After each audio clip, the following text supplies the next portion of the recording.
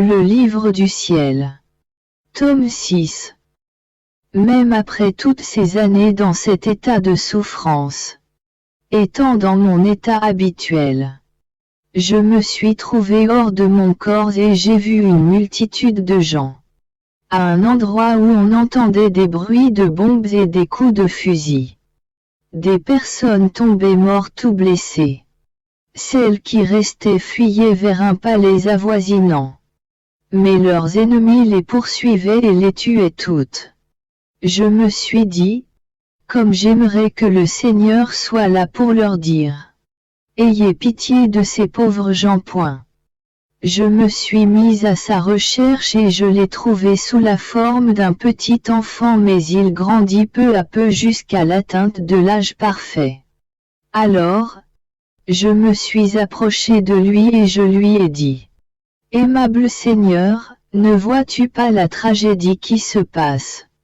Tu ne veux donc plus user de ta miséricorde. Peut-être considères-tu comme inutile cet attribut, qui a toujours tant glorifié ta divinité incarnée et qui formait une couronne spéciale sur ton auguste tête, qui était aussi coiffée d'une autre couronne, que tu voulais et aimais tant, une couronne d'âme. Pendant que je disais cela, Jésus me dit, ça suffit, ça suffit. Ne va pas plus loin. Tu veux parler de la miséricorde. Et la justice, qu'en ferons-nous? Je te l'ai dit et je te le redis, il est nécessaire que la justice suive son cours. Je répondis. Donc, il n'y a pas de remède. Alors, pourquoi me laisser sur cette terre? Puisque je ne peux plus t'apaiser ni souffrir à la place de mon prochain. S'il en est ainsi, il est préférable que tu me fasses mourir. Pendant ce temps, je vis une autre personne derrière les épaules de Jésus béni. Jésus me dit en me faisant signe des yeux. Présente-toi à mon Père et vois ce qu'il te dira. Toute tremblante, je me suis présentée. Dès qu'il m'a vue, il m'a dit, « Pourquoi es-tu venu à moi ?» Je répondis, « Bonté adorable, miséricorde infinie, en sachant que tu es la miséricorde même, je suis venu pour te demander la miséricorde. La miséricorde pour tes propres images. La miséricorde pour les œuvres que tu as créées. La miséricorde pour tes créatures. » Dieu le Père me répondit. Donc, c'est la miséricorde que tu veux. Mais, si tu veux la vraie miséricorde, c'est après que la justice se sera déversée que la miséricorde produira des fruits grands et abondants. Ne sachant quoi répondre, je dis, Père infiniment saint, quand les serviteurs et les gens dans le besoin se présentent devant leur maître ou devant des gens riches, si ceux-ci sont bons, même s'ils ne donnent pas tout ce qui est nécessaire, ils donnent toujours quelque chose. Et moi qui ai fait le bon geste de me présenter devant toi, le Maître absolu, la richesse sans limite, la bonté infinie, ne vas-tu pas donner à cette pauvresse que je suis quelque chose de ce qu'elle t'a demandé? Le Maître n'est-il pas plus honoré et plus content quand il donne plutôt que quand il refuse ce qui est nécessaire à ses serviteurs? Après un moment de silence, le Père dit, « Par amour pour toi, je ferai 5 au lieu de 10 ».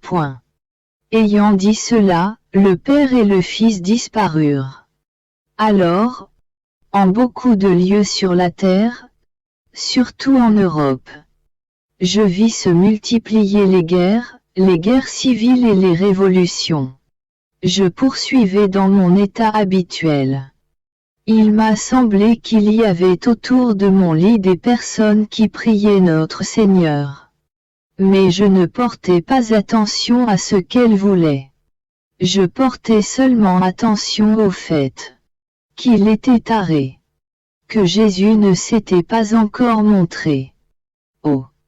Comme mon cœur se tourmentait en craignant qu'il ne vienne pas.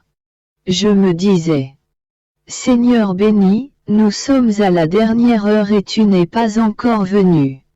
De grâce, épargne-moi cette peine. Fais-toi au moins voir. Pendant que je disais cela, Jésus sortit de mon intérieur. Il dit à ceux qui étaient autour de moi: il n'est pas permis aux créatures de lutter avec ma justice.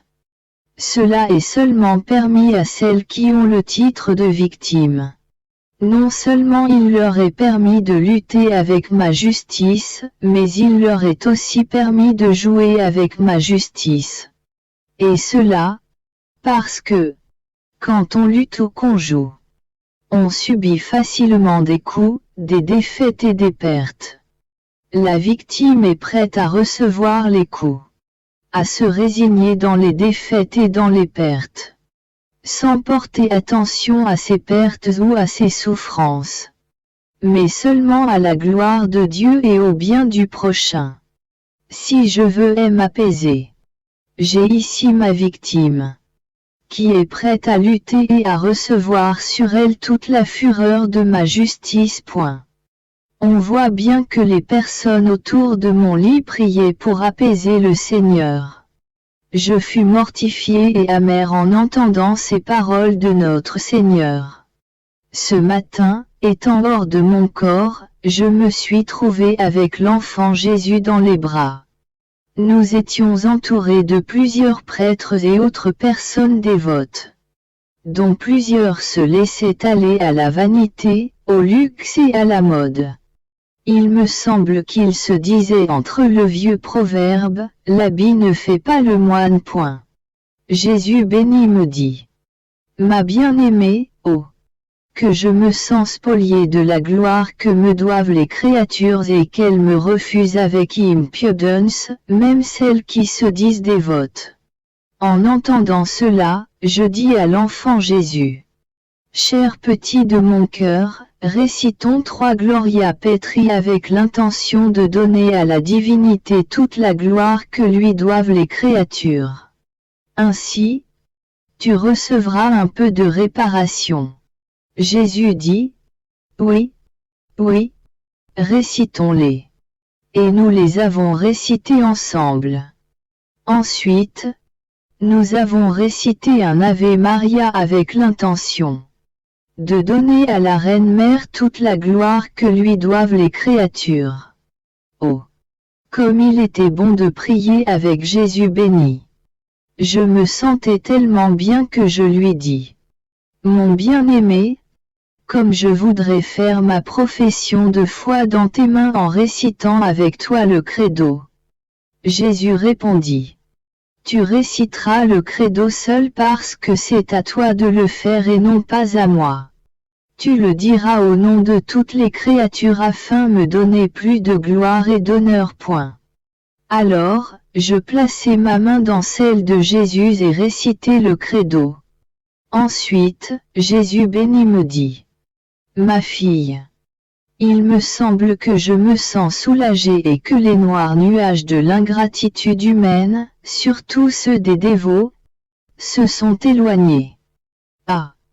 Ma fille! Les actions extérieures des créatures pénètrent grandement en leur intérieur, en plaçant un vêtement sur leur âme.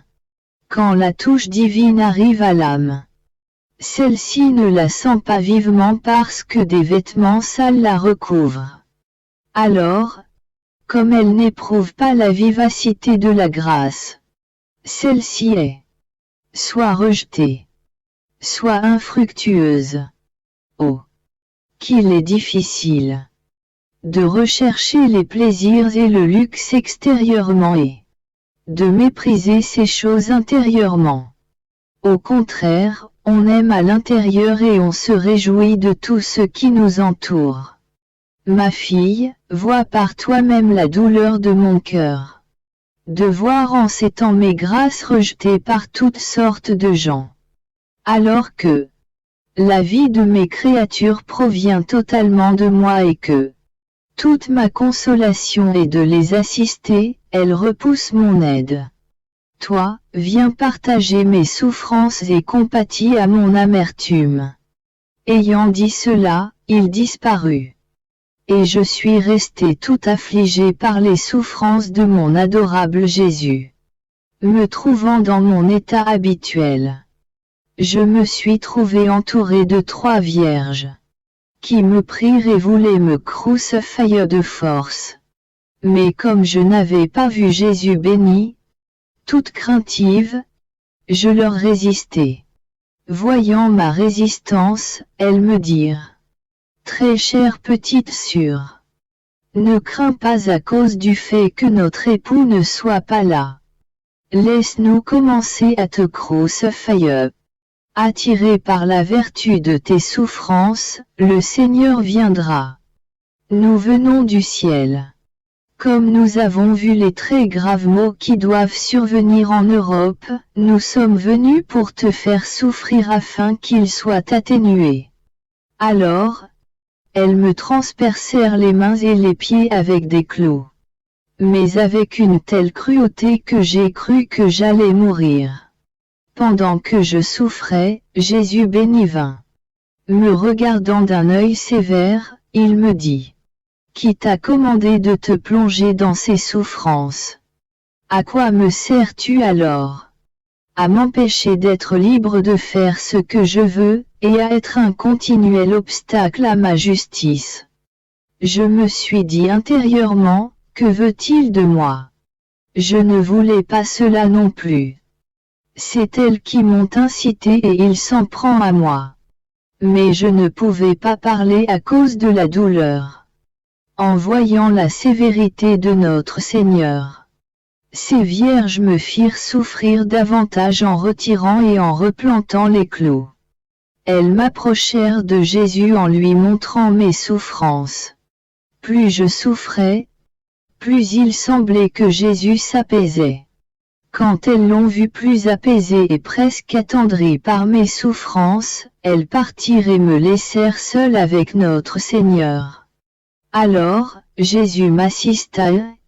Pour m'encourager, il me dit: Ma fille, ma vie se manifeste à travers les paroles, les œuvres et les souffrances, mais c'est à travers les souffrances qu'elle se manifeste le plus. À ce moment, mon confesseur vint pour m'appeler à l'obéissance. En partie à cause de mes souffrances et en partie parce que le Seigneur ne me laissait pas, j'étais incapable d'obéir. Alors, je me suis plainte à mon Jésus en lui disant: Seigneur, comment se fait-il que mon confesseur soit ici à cette heure? Pourquoi est-il venu si tôt? Jésus me répondit: Je veux qu'il soit avec nous pour quelque temps, et aussi qu'il participe à mes grâces. Quand quelqu'un fréquente une maison continuellement, il participe à ses pleurs et à ses joies, à sa pauvreté et à ses richesses. Il en est ainsi du confesseur. N'a-t-il pas participé à tes mortifications et à tes privations? Maintenant, il participe à ma présence. Il me sembla que Jésus le fit participer à sa force divine en lui disant: La vie de Dieu dans l'âme est l'espérance. Plus l'âme espère, plus il y a de vie divine en elle. Et comme la vie divine comporte la puissance, la sagesse, la force, l'amour, etc. Ainsi l'âme se sent arrosée comme par autant de ruisseaux qu'il y a de vertus divines. Ainsi, la vie divine continue de croître en elle. Mais, si elle n'espère pas, dans le domaine spirituel, et aussi dans le domaine corporel, car le domaine corporel participe aussi, la vie divine ira en s'amenuisant jusqu'à ce qu'elle s'éteigne complètement. Par conséquent, espère toujours. Alors, avec difficulté, je reçus la Sainte Communion. Ensuite, je me suis trouvé hors de mon corps et je vis 3 hommes ayant la forme de chevaux sauvages qui se déchaînaient sur l'Europe en faisant beaucoup de massacres. Il semblait qu'ils voulaient impliquer une grande partie de l'Europe dans des guerres féroces, comme à l'intérieur d'un filet. Tous tremblaient à la vue de ces démons incarnés et beaucoup périssaient. Je me trouvais dans mon état habituel et j'étais en train de penser à notre Seigneur au moment où il est arrivé au calvaire. Au moment où il a été dévêtu, et au moment où il a été abreuvé de fiel. Je lui disais: Mon adorable Seigneur, je ne vois sur toi que des vêtements de sang et de plaies. Pour ton goûter et ton plaisir, que du fiel et de l'amertume. Pour ton honneur et ta gloire, que de la confusion, des opprobres et la croix. De grâce, après avoir tant souffert, fais que je regarde les choses de la terre comme rien d'autre que des excréments et de la boue. Que je ne trouve de plaisir qu'en toi seul, et que mon honneur ne soit rien d'autre que la croix. Se faisant voir, Jésus me dit: Ma fille, si tu avais fait autrement, tu aurais perdu la pureté de ton œil. Il y aurait eu un voile devant ta vue t'empêchant de me voir. En fait, l'œil qui se délecte uniquement des choses du ciel a la vertu de me voir. Tandis que l'œil qui se délecte des choses de la terre a la vertu de voir les choses de la terre. Car, elle voit les choses autrement que ce qu'elles sont, et elle les aime ainsi. Poursuivant dans mon état habituel, je vivais une très grande amertume à cause de la privation continuelle de mon adorable Jésus. Se faisant voir, il me dit: Ma fille, la première bombe que l'on doit faire exploser dans l'âme, c'est la mortification. Quand cette bombe est lancée dans l'âme, elle renverse tout et immole tout à Dieu. Dans l'âme, c'est comme s'il y avait beaucoup de palais. Mais des palais remplis de vices tels que l'orgueil, la désobéissance, etc. Renversant tout dans l'âme, la bombe de la mortification y construit autant d'autres palais, mais des palais de vertu. Immolant tout et sacrifiant tout à la gloire de Dieu. Ayant dit cela, Jésus disparut. Peu de temps après, le démon vint pour me molester. Sans prendre peur, je lui ai dit: Pourquoi veux-tu me molester?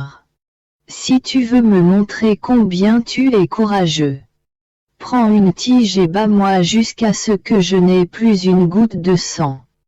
À condition que chaque goutte de sang que je perdrai soit une preuve d'amour, de réparation et de gloire que je donnerai à mon Dieu.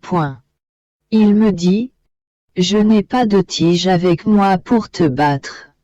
Et, si je vais en chercher une, tu ne m'attendras pas. Je répondis: Vas-y, je t'attendrai ici. Ainsi, il est parti et je suis resté avec l'intention ferme de l'attendre. À ma grande surprise, j'ai vu qu'il avait rencontré un autre démon et qu'il se disait: C'est inutile d'y retourner. Pourquoi la battre si cela doit causer notre perte?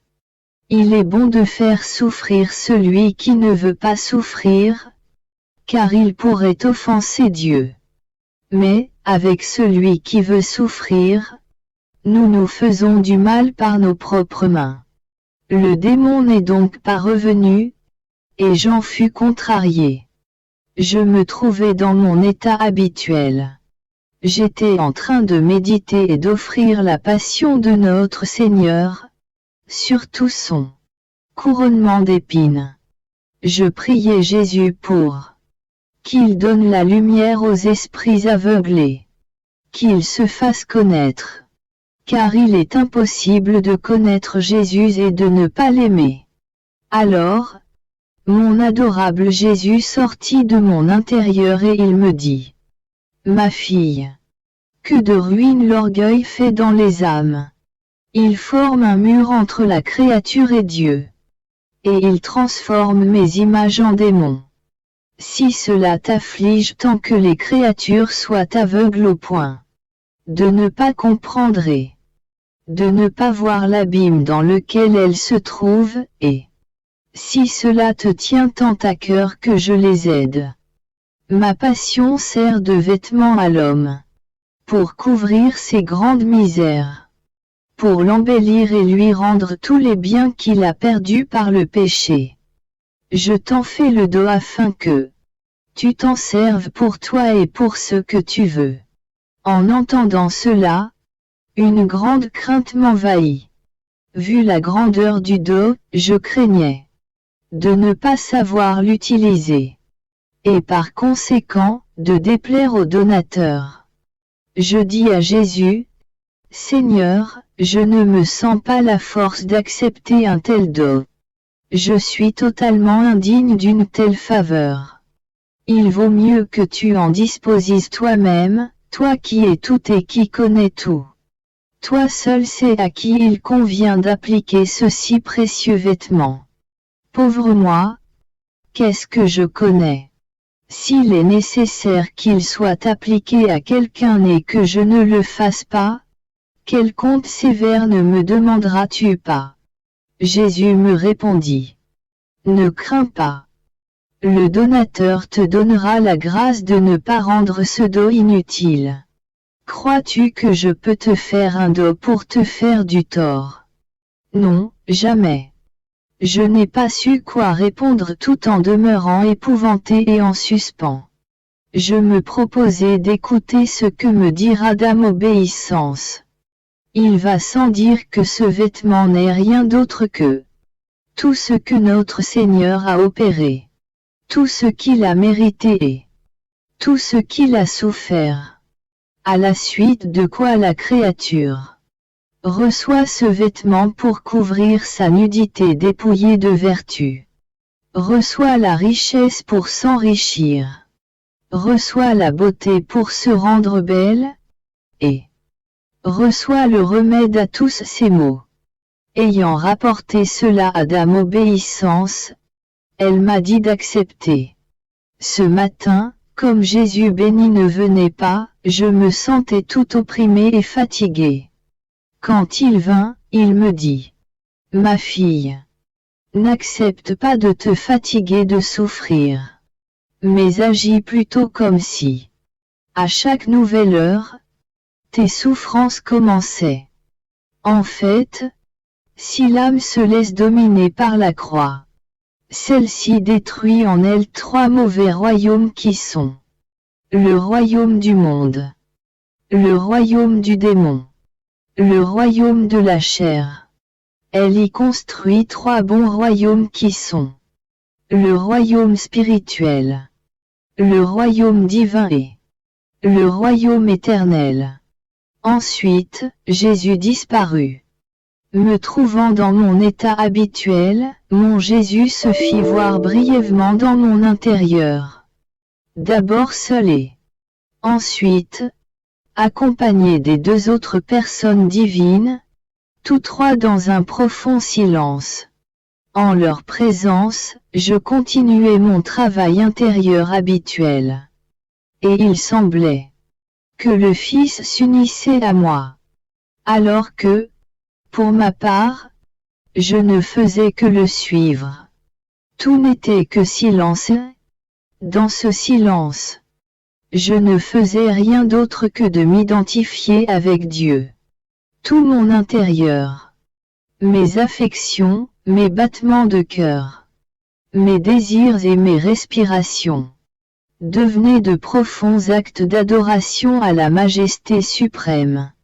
Après avoir passé quelque temps dans cet état, il me sembla que les trois personnes divines parlaient, mais d'une seule voix.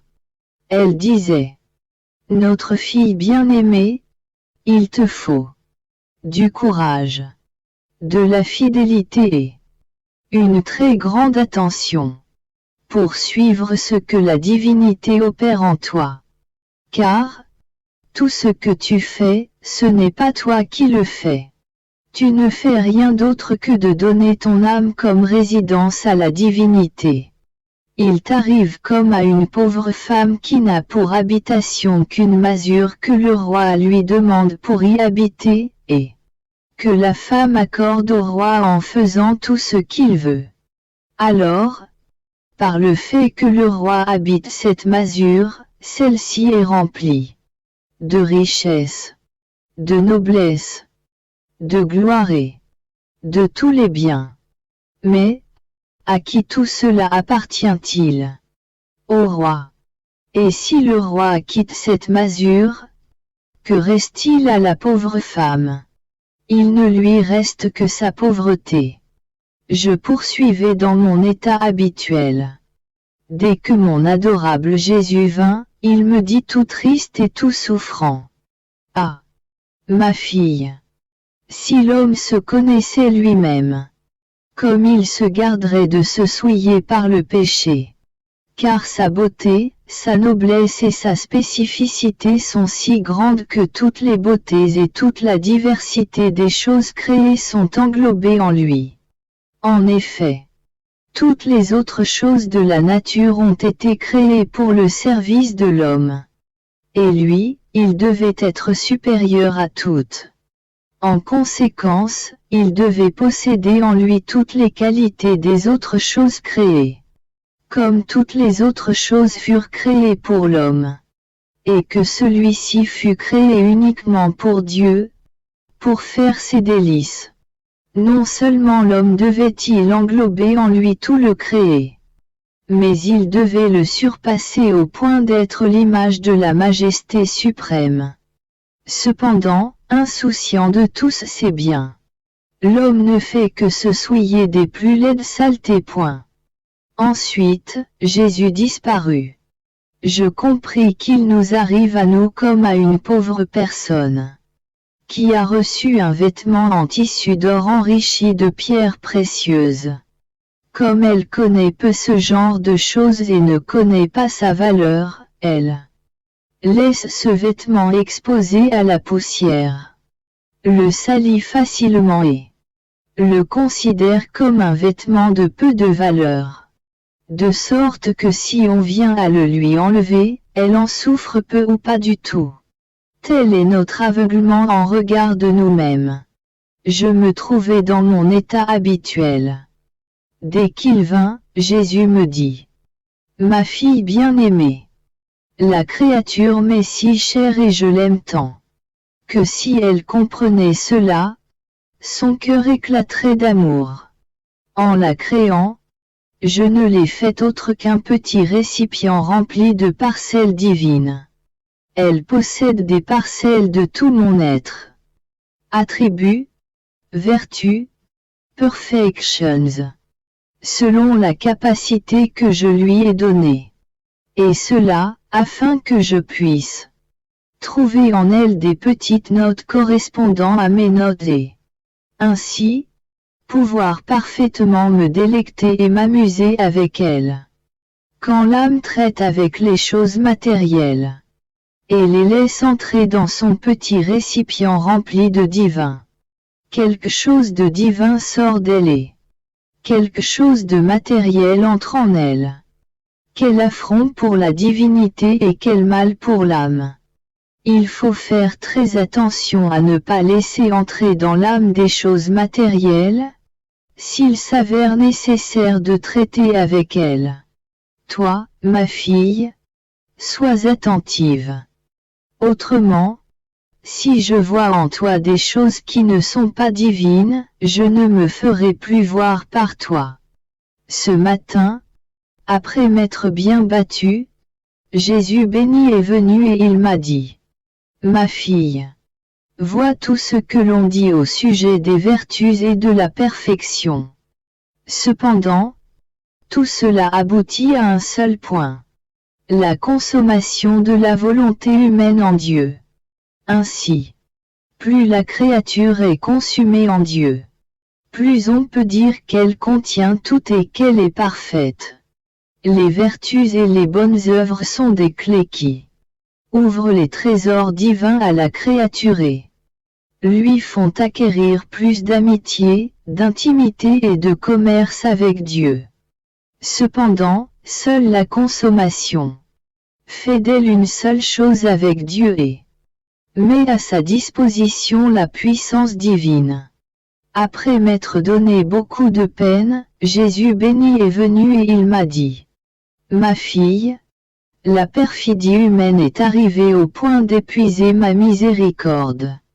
Cependant, ma bonté est si grande qu'elle constitue les filles de la miséricorde, afin que cet attribut ne soit pas épuisé. Il s'agit des âmes victimes qui sont en pleine possession de la divine volonté, après avoir détruit leur propre volonté. Le récipient que j'ai donné à ces âmes en les créant est pleinement actif et, ayant reçu une parcelle de ma miséricorde, elle l'administre au profit des autres. Bien entendu, pour ce faire, ces âmes doivent être dans la justice. J'ai dit: Seigneur, qui peut prétendre être dans la justice? Il me répondit: Celui qui ne commet pas de péché gravé, s'abstient de commettre volontairement même les plus petits péchés véniels.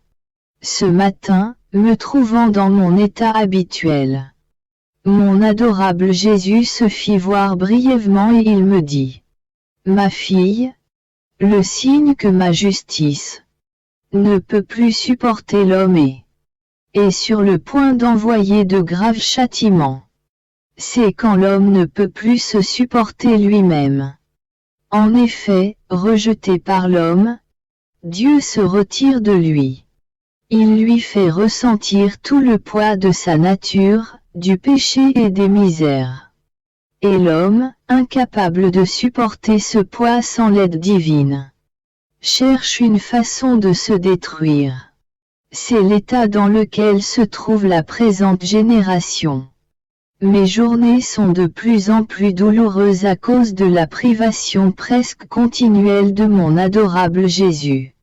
Je ne sais pas comment, mais je sens que mon âme, et même mon corps, sont consumés à cause de cette séparation. Quel supplice dévorant! Mon seul et unique réconfort est la volonté de Dieu. Parce que, si j'ai tout perdu, y compris Jésus, seule la volonté de Dieu, sainte et douce, demeure en mon pouvoir.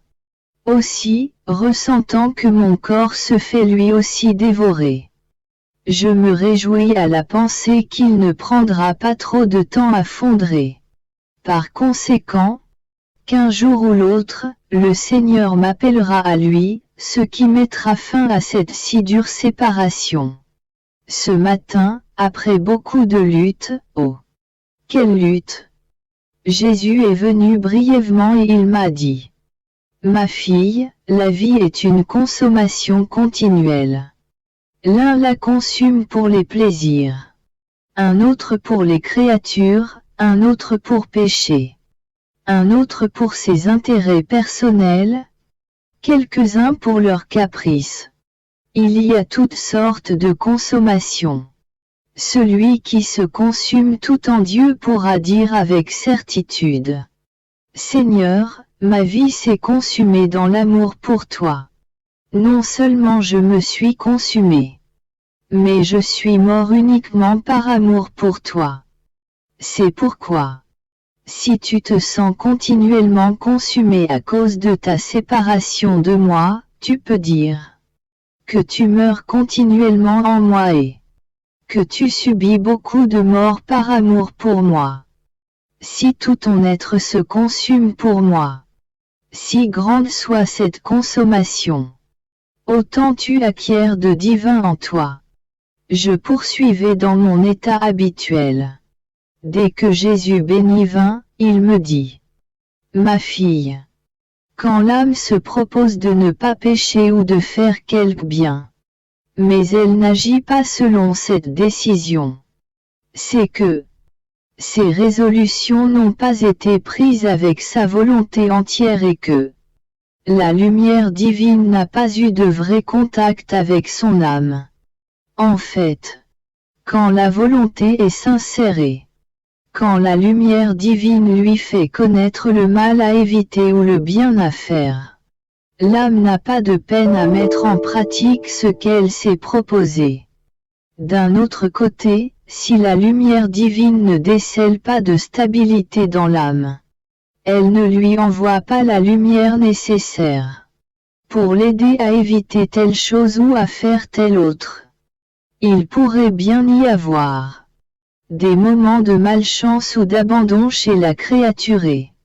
Aussi des moments où elle voudrait changer de vie, mais, immédiatement, sa volonté humaine change.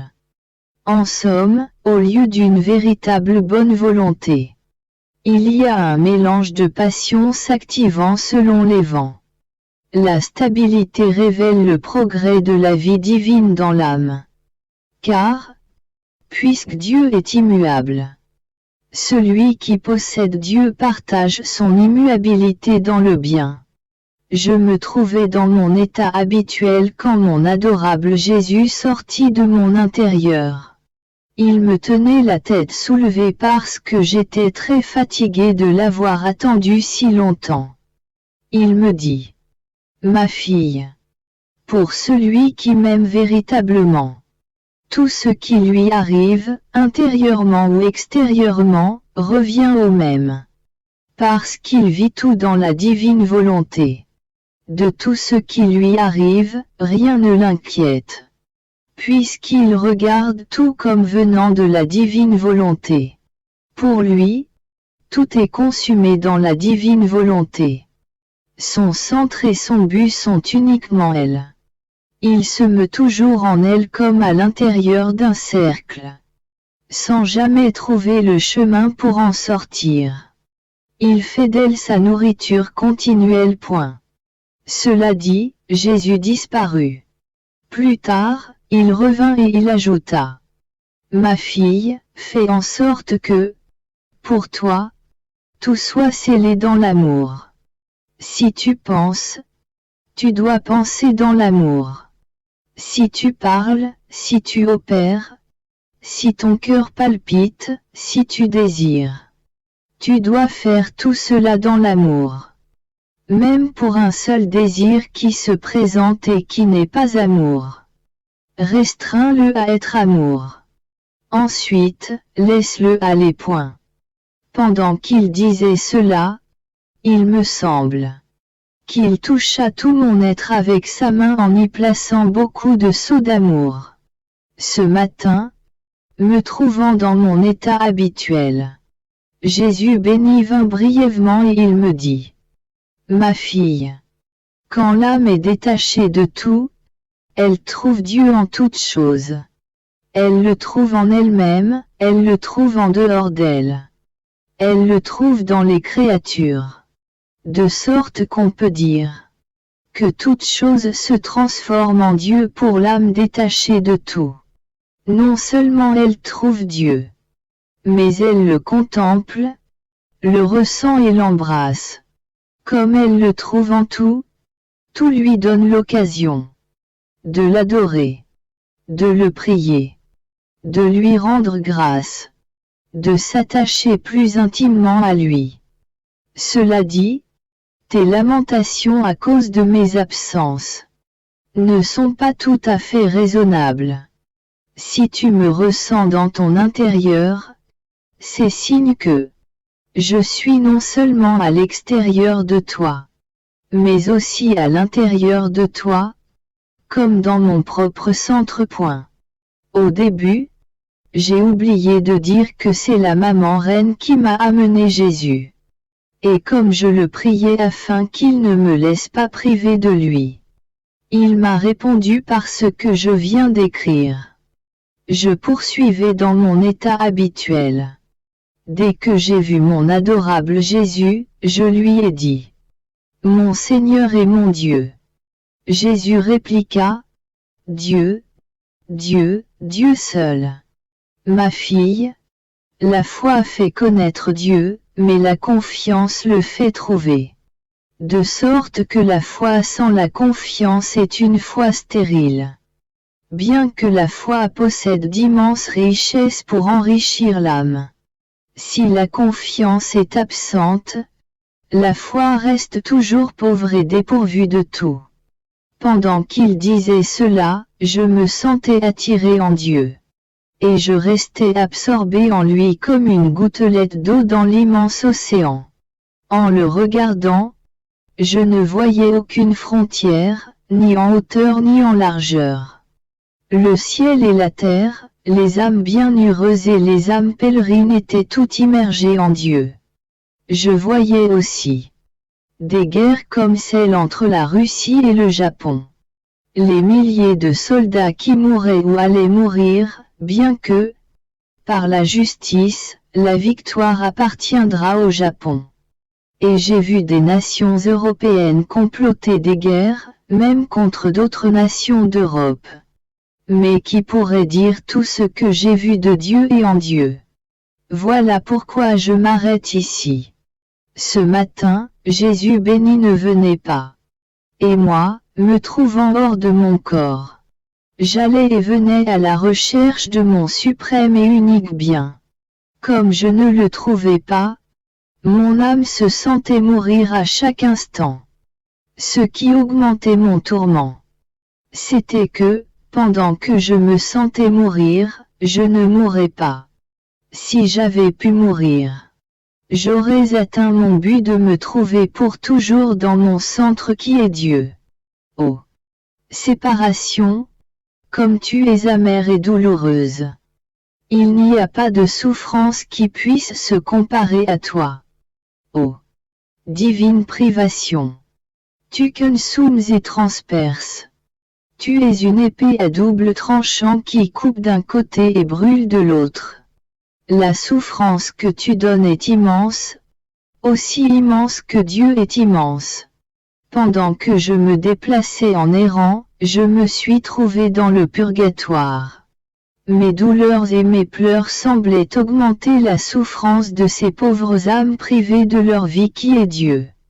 Parmi elles, il semblait y avoir plusieurs prêtres, dont un qui semblait souffrir plus que les autres.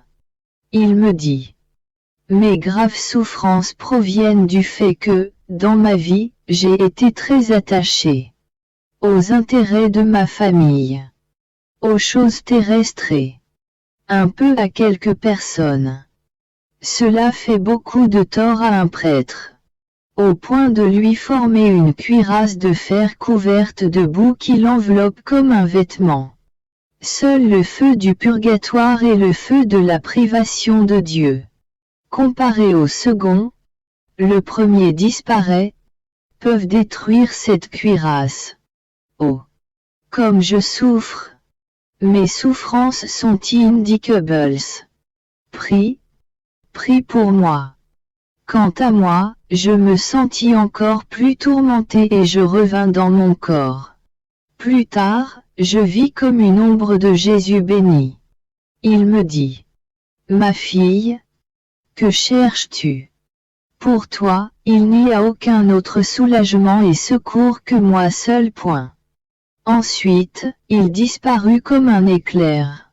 Je me suis dit: ah! Il me dit que lui seul est tout pour moi et, pourtant, il a le courage de me laisser sans lui. Poursuivant dans mon pauvre état. Il me semble que mon Jésus est venu plus d'une fois et que je l'ai vu comme un enfant entouré d'une ombre. Il m'a dit: ma fille, ne ressens-tu pas la fraîcheur de mon ombre? Reste en elle et tu te sentiras rafraîchi. Il me sembla que nous nous reposions ensemble dans son ombre et que, tout près de lui, je me sentais totalement revigoré. Il poursuivit en disant: ma bien-aimée, si tu m'aimes, je ne veux pas que tu regardes, ni à l'intérieur de toi, ni à l'extérieur de toi, ou que tu te demandes si tu as chaud ou si tu as froid, si tu fais beaucoup ou peu de choses, si tu souffres ou si tu te réjouis. Tout cela doit être détruit en toi. et tu dois seulement t'interroger pour savoir. Si tu fais tout ce que tu peux pour moi et si tu fais tout pour me plaire, les autres choses, aussi élevées, sublimes ou valeureuses qu'elles soient, ne peuvent me plaire ou contenter mon amour.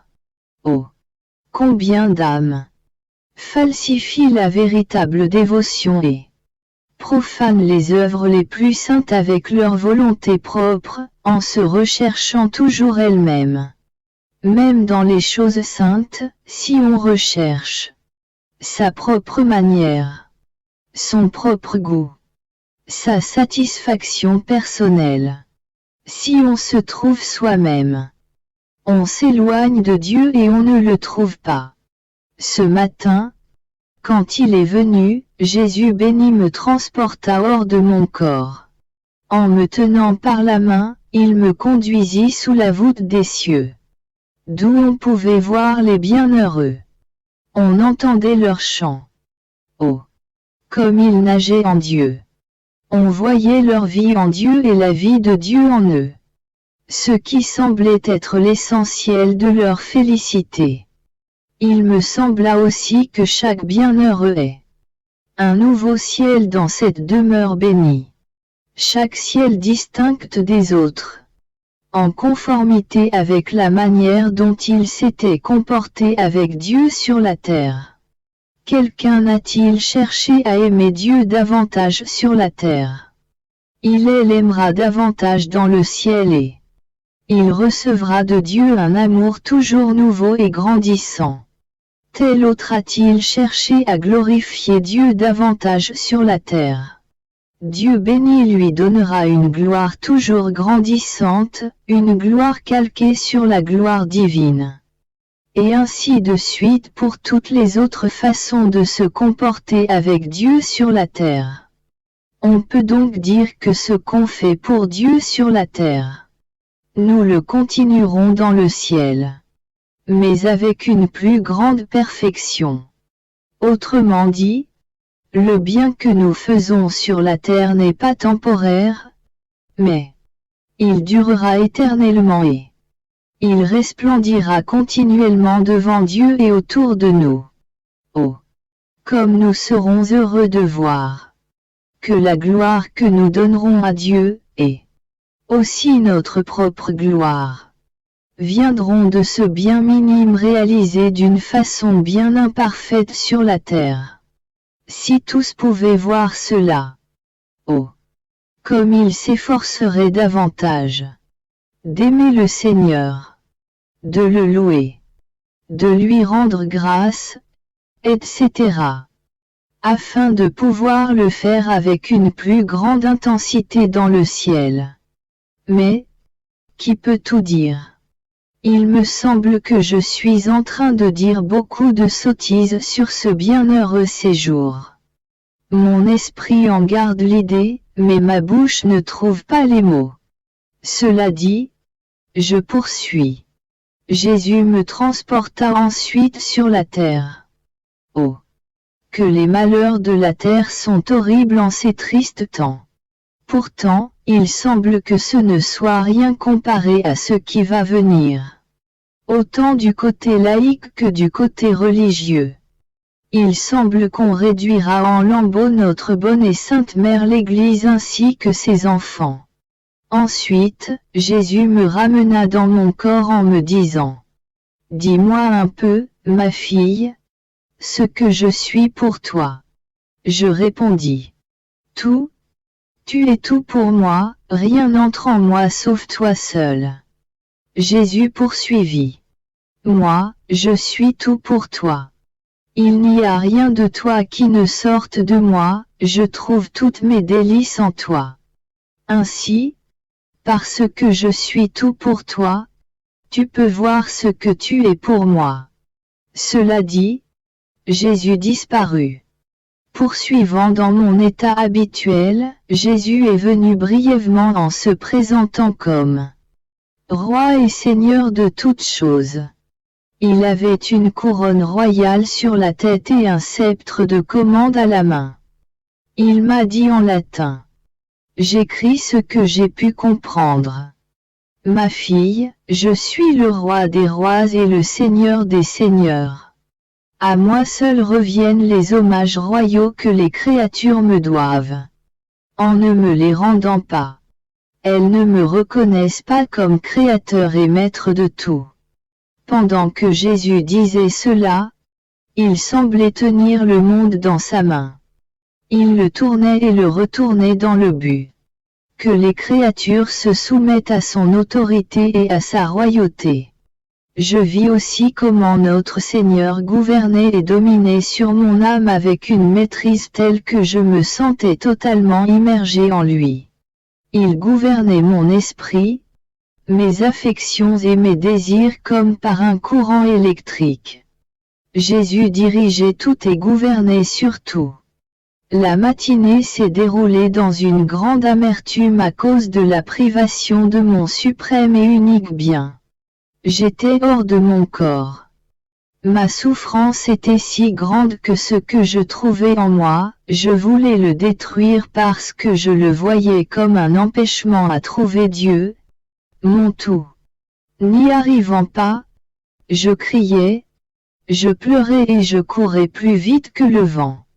Je voulais tout bouleverser, tout mettre sens dessus-dessous pour trouver la vie qui me manquait. Oh! Privation! Comme ton amertume est grande et toujours nouvelle. Cette amertume étant toujours nouvelle, l'âme éprouve toujours de nouveau ta souffrance. C'est comme si une chair se séparait en de nombreux lambeaux, lesquels se débattent pour leur vie, cette vie qu'ils ne peuvent trouver que s'ils trouvent Dieu, qui est plus que leur vie, qui pourrait décrire l'état dans lequel je me trouvais. Pendant ce temps, les saints, les anges et les âmes du purgatoire accoururent et firent une couronne autour de moi. Ils m'empêchaient de courir, compatissaient avec moi et m'assistaient. Cela était inutile pour moi, parce que je ne trouvais pas celui qui seul pouvait alléger ma souffrance et me restituer la vie. En pleurant, je criais plus fort, « Dites-moi où je puis le trouver. Si vous voulez avoir pitié de moi, ne tardez pas à me le montrer. Je n'en peux plus. » Après cela, Jésus sortit du fond de mon âme. En feignant de dormir et de ne pas se préoccuper de mon pauvre état. Malgré qu'il ne se préoccupait pas de moi et qu'il dormait. Seulement à le voir, je respirais sa vie comme on respire l'air. Je dis, « Ah! Il est avec moi. » Cependant, je n'étais pas libéré de ma douleur. Il ne me prêtait même pas attention. Par après, il se réveilla et il me dit, « Ma fille, les autres tribulations peuvent servir de pénitence, d'expiation et de satisfaction. Mais seulement la privation est une souffrance de feu, qui enflamme, consume, anéantit et ne s'arrête que quand la vie humaine est détruite. En consumant, elle vivifie et constitue la vie divine. » Étant dans mon état habituel, je me suis trouvé entouré d'anges et de saints qui m'ont dit, « Il est nécessaire que tu souffres davantage, à cause des choses qui sont sur le point d'arriver contre l'Église. Si ces choses n'arrivent pas maintenant, elles viendront avec le temps, mais avec plus de modération et moins d'offense à Dieu. » J'ai dit, « La souffrance est-elle en mon pouvoir ? Si le Seigneur me donne la souffrance, je souffrirai volontiers. » À ce moment, ils m'ont saisi et conduite devant le trône de notre Seigneur pour qu'il me fasse souffrir. Venant à notre rencontre sous la forme du crucifié, Jésus béni me partagea ses souffrances. Durant presque toute la matinée, j'ai subi des renouvellements de la crucifixion. Ensuite, Jésus m'a dit, « Ma fille, les souffrances détournent ma juste indignation et renouvellent la lumière de la grâce dans les esprits humains. Ah, ma fille, Crois-tu que ce sont les laïcs qui seront les premiers à persécuter mon Église? Ah! Non, ce seront les religieux, les chefs eux-mêmes. Présentement, ils prétendent être des fils, des pasteurs. Mais, en réalité, ils sont des serpents venimeux, qui s'empoisonnent eux-mêmes et empoisonnent les autres. Ils commenceront à déchirer cette bonne mère l'Église. Et, par après, les laïcs suivront. Ensuite, l'obéissance m'ayant appelé, le Seigneur s'est retiré rempli d'amertume. Tandis que je continuais de lutter, mon adorable Jésus vint brièvement. Bien que je le sentais près de moi et que j'essayais de le saisir, il m'échappait et m'empêchait presque d'aller hors de mon corps à sa recherche. Après avoir beaucoup lutté, il se fit voir juste un peu et il me dit: Ma fille, ne me cherche pas à l'extérieur de toi, mais en toi, dans les profondeurs de ton âme. Parce que si tu vas à l'extérieur et que tu ne me trouves pas, tu souffriras beaucoup et seras incapable de le supporter. Si tu peux me trouver plus facilement, pourquoi veux-tu lutter davantage? Je lui dis: c'est parce que je pense que quand je ne te trouve pas immédiatement en moi, je peux te trouver à l'extérieur. C'est l'amour qui me pousse à faire ainsi. Jésus reprit: Ah! C'est l'amour qui te pousse à cela. Tout doit être enfermé dans un seul mot: amour. L'âme qui n'enferme pas tout dans l'amour, on peut dire qu'elle ne comprend rien à l'art de m'aimer. À mesure que l'âme m'aime davantage, le cadeau de la souffrance grandit en elle. Tout étonné et affligé, j'interrompis Jésus et lui dis: Ma vie est mon bien suprême. Parce que je souffre peu ou que je ne souffre pas du tout, alors je t'aime peu ou je ne t'aime pas du tout. Je suis effrayé par la seule pensée que je ne t'aime pas. Mon âme en ressent un vif mécontentement et je me sens presque offensé par toi. Jésus répondit: Je n'ai pas l'intention de te décevoir. Ta déception pèserait sur mon cœur plus que sur le tien. De plus, tu ne dois pas regarder seulement les souffrances corporelles, mais aussi les souffrances spirituelles, ainsi que ton désir de souffrir. Si l'âme désire vraiment souffrir, pour moi, c'est comme si elle souffrait. Donc, calme-toi et ne sois pas inquiète, et laisse-moi continuer à te parler. N'as-tu jamais observé deux amis intimes? Oh! Comme chacun cherche à imiter l'autre et à le reproduire en lui-même. Chacun reproduit la voix, les manières, les pas, les œuvres, les vêtements de l'autre. De sorte qu'il peut dire: Celui qui m'aime est un autre moi-même. Et, ainsi, je ne peux pas faire autrement que de l'aimer. C'est ainsi que je fais avec l'âme qui m'enferme complètement en elle comme dans un petit cercle d'amour. Je me sens totalement reproduit en elle. Et, en me retrouvant en elle, je l'aime de tout mon cœur. Je ne peux pas faire autrement que de demeurer avec elle. Parce que, si je la laissais, je me laisserais moi-même. Pendant qu'il disait cela, il disparut. Après s'être fait attendre, Jésus vint brièvement comme un éclair. Je me suis trouvé intérieurement et extérieurement totalement rempli de lumière. Je suis incapable de dire ce que mon âme a expérimenté et compris dans cette lumière. Je vais seulement dire ce que Jésus béni m'a dit par la suite. Ma fille, ce n'est pas par les œuvres que vient le mérite de l'homme, mais uniquement par l'obéissance à la divine volonté. Tellement que tout ce que j'ai fait est Tout ce que j'ai souffert au cours de ma vie se réalisa par obéissance à la volonté du Père. Mes mérites sont incommensurables, parce qu'ils furent tous obtenus à travers l'obéissance divine. Je ne regarde pas tant la multiplicité et la grandeur des œuvres, mais plutôt leur rapport avec l'obéissance à Dieu. Soit directement, soit indirectement. À travers l'obéissance à la personne qui me représente. J'étais dans mon état habituel, en compagnie de mon ange gardien. Je visitais des églises en faisant un pèlerinage à Jésus dans le Saint-Sacrement. À l'intérieur d'une des églises, j'ai dit: prisonnier d'amour, tu es seul et abandonné et je viens te tenir compagnie.